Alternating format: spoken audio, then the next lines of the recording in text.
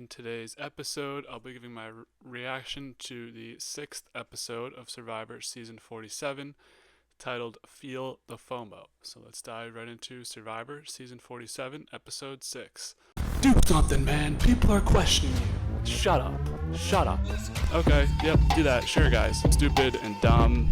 Just an idiot. Get your shit together, son. Fuck it. I loved it. Welcome to the dub.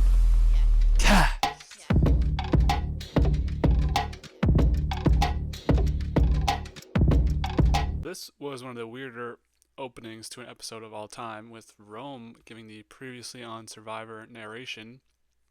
He explains that Rome's been playing super aggressive and been doing a bunch of stuff, and he obviously says the previously on, so that was pretty interesting to note to start it off. Obviously, this episode becomes pretty Rome centric.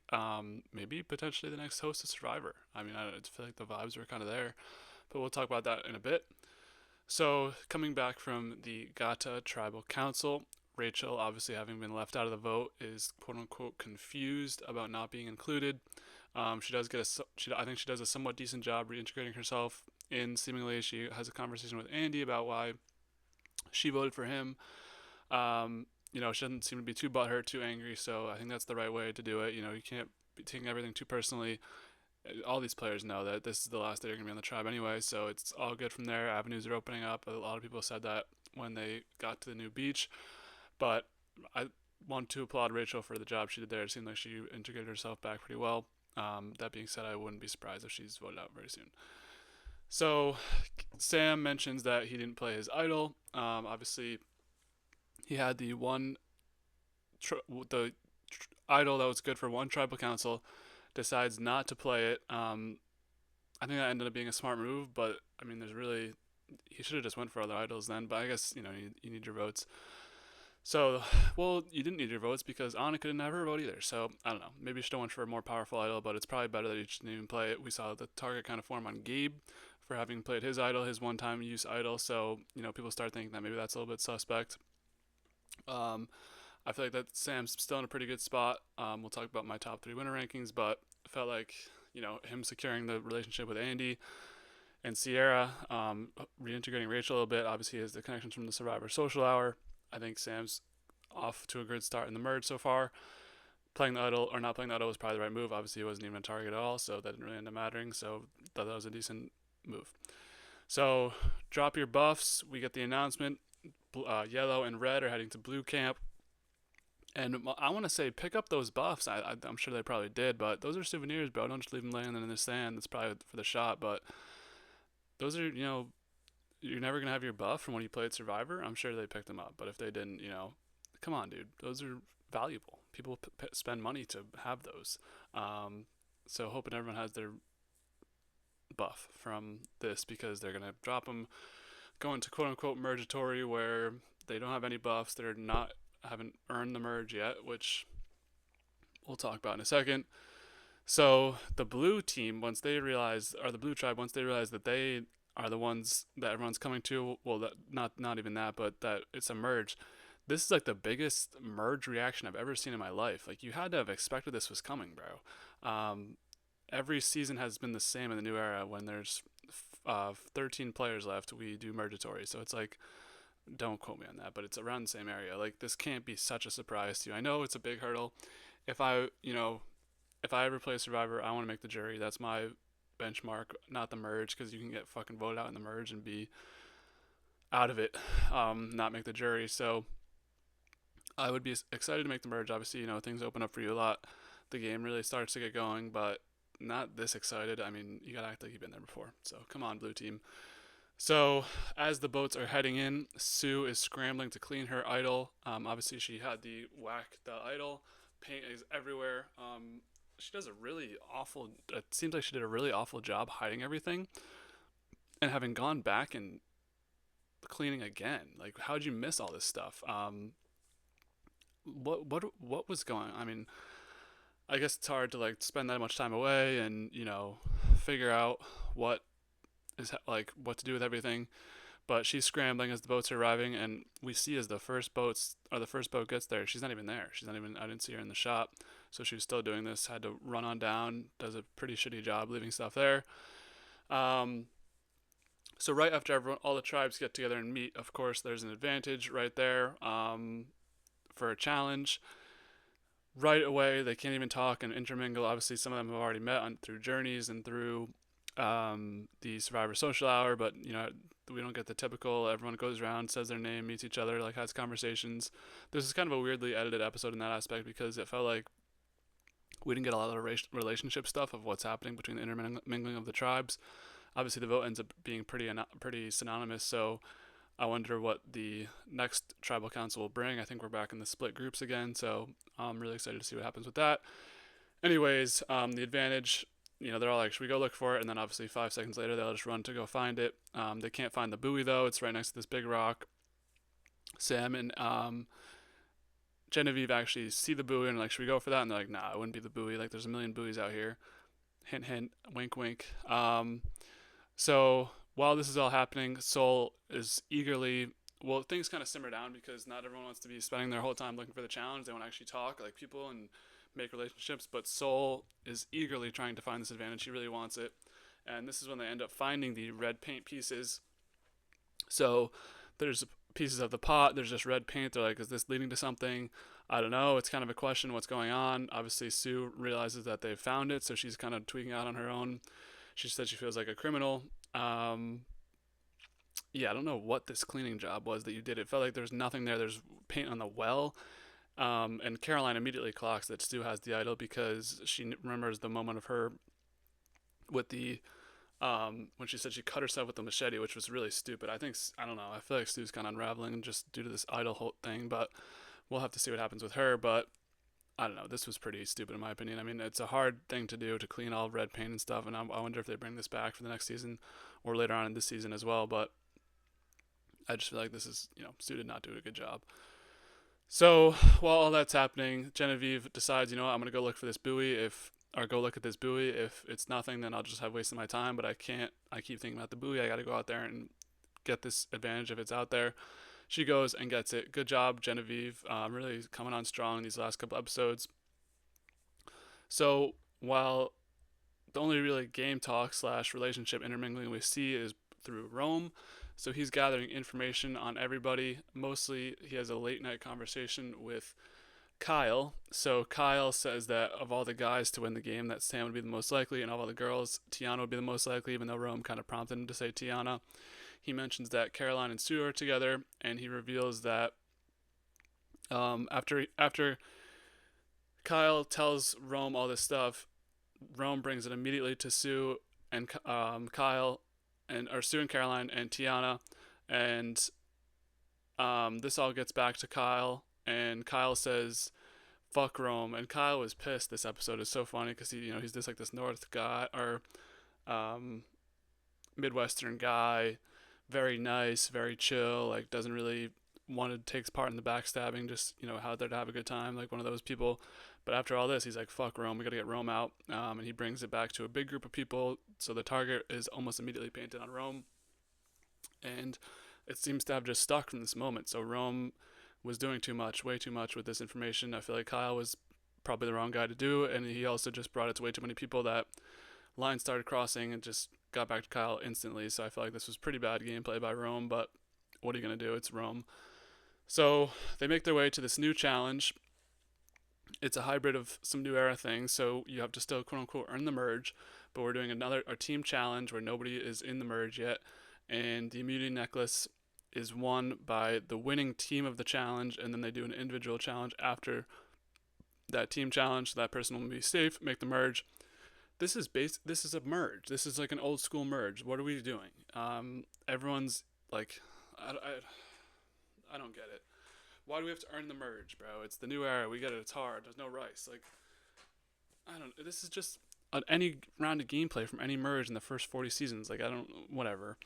But we're still on that. So,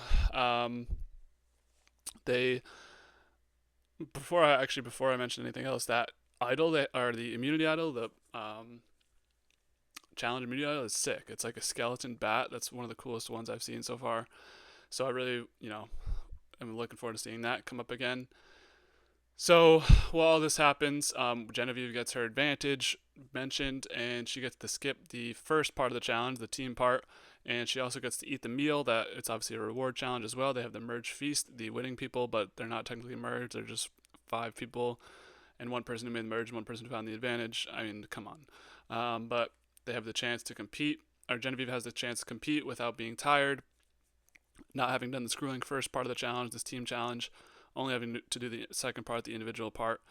So they do a schoolyard pick, and I was like, wow, let's go. They're gonna get a nice schoolyard pick here. Of course, they don't actually fucking show it. What the fuck was the point of this? Like, don't even tell us that it's a schoolyard pick at this point. Like, what? Why leave that little teaser in there? I did see the schoolyard pick released. I think it was a secret scene or a deleted scene, and yeah, it was 4 men in a row got picked right away because yeah, I thought if they were gonna do this, they could do like a challenge type thing, like pick a woman. Um, MTV is the challenge. Pick a woman, then pick a man type thing, or pick a woman, then pick a man type thing to make it equal. But I guess not because I don't know. So 4 men just got picked in a row. That's why they didn't show it. It's mad sexist. Um, to me, it seemed like blue was stacked and they were going to easily win this challenge. But you know what that means? That yellow's going to win. They don't even say who the captains were. It was Tiana and Teeny. But then they pick whoever they pick becomes the next picker, and then it went on. Andy and Sue were last pick.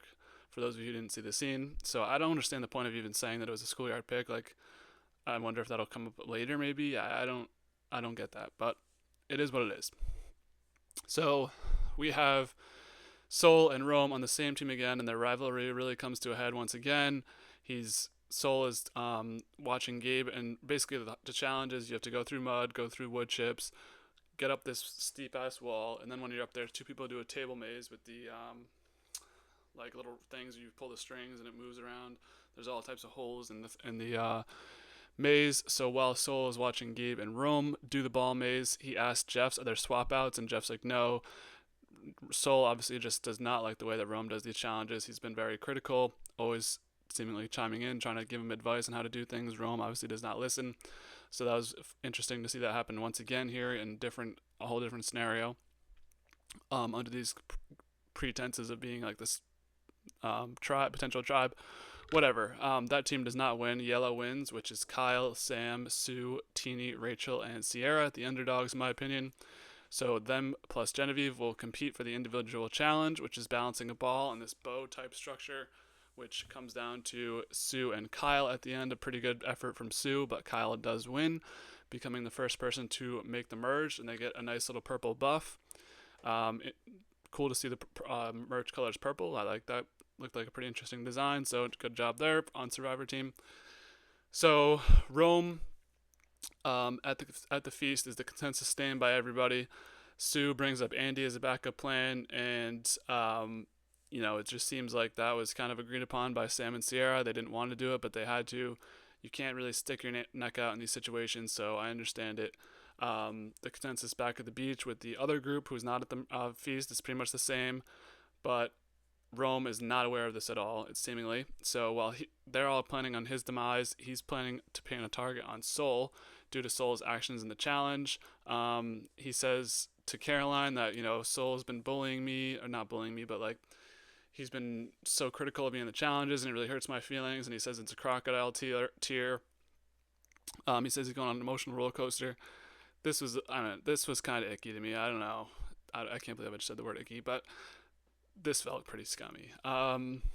It's gameplay, it's Rome, so I'm not going to be too critical, but I don't know. I felt like you don't need to use that as part of the reason. I guess he was like, I'm just playing games with these people, like, emotionally, when you're bringing up, like, people, you're trying to fake these emotions, whatever. I didn't like that from Rome, but it is what it is. He'll get his comings up, whatever the term is. So, by the way, a side note, from the merge feast, they got wine, and Teeny is hammered. Like, this is crazy. I mean, I'm not some big drinker. I will have a couple beers and be, like, buzzing, So if I was on that, I'd probably be the same way. But you could tell Teeny is, like, visibly drunk throughout this episode. So that was just a funny note.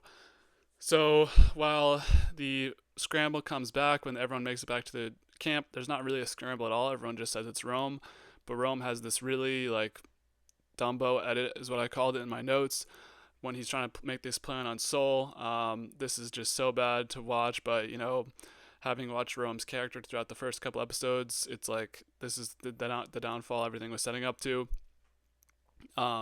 He says, I'm not even, I forget what the first one was, but he says, I'm like Michael Jordan to Kirk Heinrich. Bro, don't be disrespectful to Kirk Heinrich. That's a 2K12 GOAT, okay? No Kirk Heinrich slander allowed, bro. That was, wow. That was out of nowhere. I'm surprised they even left that in the edit, but yeah, this whole thing is just everyone's like, it's Rome, right? And they're like, yeah. And then Rome's like, it's Soul, we got this. Like, he's so confident. And, pride is the downfall of men and everyone. So that'll definitely take its toll on Rome. So at Tribal Council, nothing really of note. Mostly the usual jargon of everything happening. The most interesting thing was Rome takes the host seat of Jeff. Jeff gives his host seat to Rome to explain the amulet advantage and why it's useless. A little subplot of this episode is Caroline, Teeny, and Andy have all agreed to play it. Everyone knows about it, so it's really no point in keeping it, because we've gotten to the point where on the journeys everyone comes back and has to tell everyone what happened, like everything that happened, or else it's called out as cap. So yeah, the journeys need to go. These advantages need to go. The team up ones, that just seems pretty stupid. So Rome takes the seat of Jeff and explains the amulet advantage. I thought he actually did a pretty good job explaining why it's pretty useless. And, as an esports commentator, as a host himself, he says this is his dream. He makes several pushes to take Jeff's job in the future, to be his protege. Jeff seems a little bit standoffish, not ready to commit to that, but, I wouldn't be surprised if Rome is somehow involved in Survivor in the next couple of years, maybe Survivor 50. I don't know, he's kind of out early for that, though, but, we'll see. I'm doing my Survivor 50 Dreamcast before casting goes out, so after the season probably at some point, so stay tuned for that. Anyways, the only other thing I wrote down from Tribal Council is Andy revealing that blindsiding Annika was fun as hell. I thought that was just really an interesting thing to reveal right before you're about to do a vote and before you're the backup vote, which he clearly didn't know. But that was interesting from Andy to reveal that emotion at Tribal Council, I thought. So while everyone goes up to vote, it's the I believe this happened to Q, where they just showed every vote in the booth, which I don't like. Obviously, in this scenario, they kind of had to edit the episode around it just easily being Rome, and that I don't even know, like, we didn't even get any hints of him playing anything or anything, so I don't really know what the point of that was. But just no intrigue for this one. Everyone writes down Rome. Some funny voting confessionals. A lot. They've come back this season a little bit, so I like that aspect of it. I want to see more of those. Rome, he's like, everyone's voting for Soul, so I'm going to shake it up and vote for Sam, which I like the idea of throwing a hinky vote, but in Survivor, it's kind of, I don't know if that's the best move. Big Brother, it's like you can throw a hinky vote and the votes are all like 12-1, so it's like, 11-2, or you know what I mean? But in Survivor, I think votes count way more. Obviously, you're at a big number here, 13 people voting. Well, not Kyle, but 12 people voting. But he throws his vote to Sam, maybe to send a message to look out for Sam or whatever, but I think that fell on deaf ears probably. So the amulet is played womp womp by everybody. Caroline, Teeny, and Andy all get up. Another failed advantage for Survivor. Played for Teeny, who wasn't even in danger at all. Unceremoniously, the amulets are out of the game. So the vote goes about as you'd expect. We have 9 votes for Rome, 2 votes for Andy, 1 vote for Sam. Andy looks to Sam and says, was that a backup plan? Sam's like, I don't know. That's, obviously a hard question to answer in the moment, but I think he could have handled that a little bit better, but I think Andy's going to start becoming self-aware, maybe start to make some other waves. We'll see. So that's where we leave off episode 6. As always, after every episode, I'll give my top 3 winners and top 3 out next. So top 3 winners, number 1, I got Caroline. There is just something about her edit and something about the way she's subtly included in every episode that makes me think that she's going to win this game. I don't think that there's really like a big contender for me right now. I think the field's pretty open. I think Caroline's had the most consistent positive content. I will say this episode, her believing Rome about the fake drama with Soul, but she's like being a human, the theme is community, so we're being community, whatever. I think Caroline's on a pretty good trajectory. I just don't see why there would be a reason to take her out, and I think she could articulate her game pretty well at the end. So right now I got Caroline number one. Number two, I got Sam. Have liked Sam's edit throughout. I think he consistently gets good content, continuing with that trend this week. I just don't see the vision for him making it to the end. I feel like he's way too big of a threat, and people know that. Bigger dude, challenge guy. Everyone thinks he's in a power duo with Sierra, so I think Sam could potentially be maybe like first. I think Sam could. I don't know. I think Sam is long for the game, but I'm not sure about his end game prospects. But I guess we'll have to wait and see. He's my number two. I just really don't have anybody else. Number three, I got Andy. The three spot was tough. I'm still heavily considering Sue, heavily considering Teeny. I'm not ruling them out yet. Besides that, Genevieve, no. Sol, no. Rachel, no. Gabe, no. Tiana, no. Kyle, no. So really, those are the only people I'm truly considering. Sierra is on the borderline of that as well. I think she's probably at the bottom of that. So really, I'm down to 6 people that I think can win. Andy, I got number 3. His story is kind of like a Gabler story, in my opinion, where he started off really bad, had the whole thing with John Lovett on the mat. Now he's seemingly in a decent position. You know, he's the backup plan for this vote. He's still being looked down upon. But I think there's like a little redemption story in there. I think Andy can pull this out. There's some good things in his edit as well. I just don't see why would we waste a vote on Andy at this point. So I got Andy 3, subject to change. Top 3 out next. I almost put Andy on this as well, but I didn't. So number 1, I got Sol. It feels like he has allies, but I saw the spoiler if you don't want to know what happens for next week's episode. I'll give you a chance to leave. But in the next week's episode, they've already figured out the groups, and it looks like Sol is by himself. So I think Sol could be an easy target for that, and his edit would make sense for being the person who gets kicked out right before the jury. If not Sol, I think Rachel is not long for the game either. Just seems like she doesn't really have much going on. I did applaud her for her effort in the beginning, but that was really necessary content because her number 1 ally got voted out and she had to reintegrate herself. I think Rachel's not really long for the game either. And last, I got Gabe. I just don't see Gabe making it that far. I think Gabe will be voted out within the next 2 or 3 tribal councils. He's just way too dangerous. I feel like he plays way too flashy. He's trying to play that Russell Hantz game, so I think that's going to get him in trouble. So that's where I'll leave it for Survivor Season 47, Episode 6.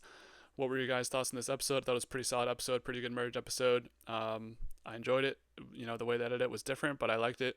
The downfall of Rome. So, fun episode. What'd you guys think? Leave your like, leave a comment, subscribe. Someone be my 50th subscriber, please. I'm checking every day, every hour, every minute, waiting for 50 subscribers.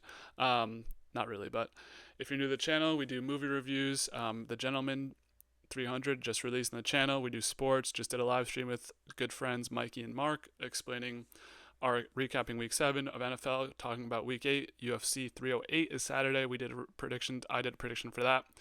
Betting analysis for that. So all types of different stuff on the Dubcast. More movie reviews coming. Hacksaw Ridge, The Bourne Identity are the next 2. So stay tuned. Weekly Survivor. You know the deal. So as always, be easy.